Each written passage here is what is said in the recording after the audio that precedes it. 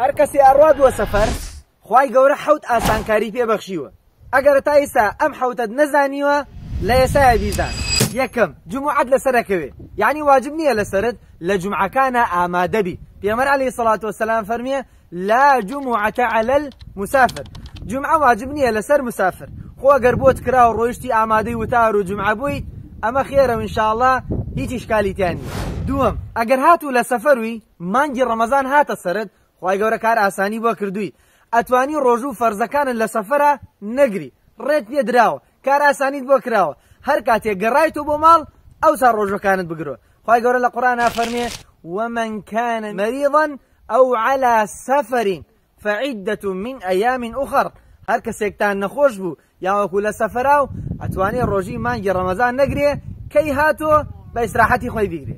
سێم خوای گەورە ڕوخسەتی داوی حتا وەکو لە سەفەری 3 ڕۆژ و 3 شەو ئەتوانی بۆ خۆت مەسح بکەی لەسەر جۆرابەکانە. چۆن؟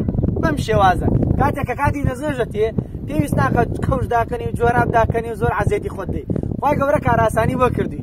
بەنسبەتەوەی ئایا لەسەر جۆراب مەسحەکرێ یان ناکرێ و مەرجەکانی مەسح چۆنە هەمووی لەناو کەناڵەکە بە ڤیدیۆیەکی 3 دقەیی گەشتی ماباس کردووە، ئەتوانی بۆ خۆت تەماشایکەی. ئەی چەندێ بۆ تێ مەسحی لەسەرکەی 3 ڕۆژ و 3 شەو لەو کاتەی کە بەدەستنێژە یەکەیتە پا ئیتر بۆت هەیە ئەمەندە مەسحی لەسەرکەی. چوارەم کاتێکا ڕۆیتە سەفەر بۆ ئاسانکاری خۆت داوات لێ کراوە نوێژە چوارەکانت بکەیتە 2، واتە نوێژی نیوەڕۆ 2 ڕەکعاتەکەی، نوێژی عەسر 2 ڕەکعاتەکەی، نوێژی عیشا 2 ڕەکعاتەکەی. ئەما نوێژی مەغریب و ویتری ڕۆژە و دەستکاری ناکرێ. بەڵگەشمان لەسەرەمە حەدیثەکەی ئیبن عومەرە ڕەزای خوا لە خۆی و باوکی بێت، ئەفەرمێ هاوڵایەتی پێغەمبەرم کرد صلی الله علیه وسلم لەگەڵ عومەر و عوسمان ڕەزای خوا لە هەردووکیان بێ. ئەفەرمێ نەیانم بینیە هەر کاتێکە لە سەفەر بوونە لە 2 ڕەکعات زیاتریان ناکرد.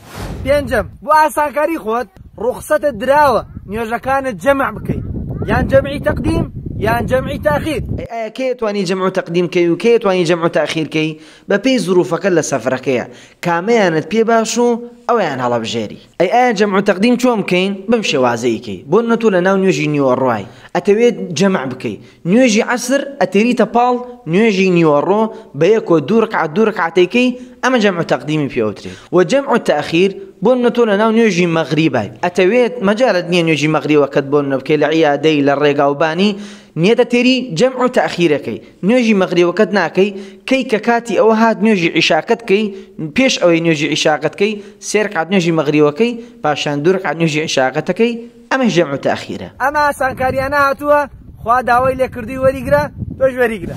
شەشەمیان ڕوخسەت دراوی ئەگەر لە سەفەرە لە ناو پاسوی لە ناو سەیارەوی ئەتوانی بۆ خۆت نوێژی سونەت کەی.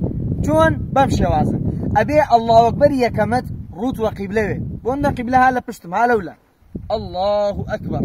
دوای ئەوە بۆ خۆم بە ئیسراحەتی خۆم دانشم، سیارەکە بە هەر لای ڕۆیی قیبلەکەی گۆڕی ئیشکالی تیانێ و خوای گەورە کاری بۆ ئاسان کردووی. چۆن نوێژەکەکەی بەم شێوازە ئەو دوای الله ئەکبەرەکەم کرد بۆ خۆم بە ئیسراحەت دانشم الحەمدولله رب العالمین. تەواوەکەم بۆ نمونە ئەچمە ڕکوع الله ئەکبەر، ڕکوعەکە کەمێ پشتمە چەمێنمەوە، بەڵام بۆ سوجدەکە سەمیع الله لمن حەمیدە الله ئەکبەر سجودەکەم کەمێ زیاتر پشتم ئەچەمێنمەوە.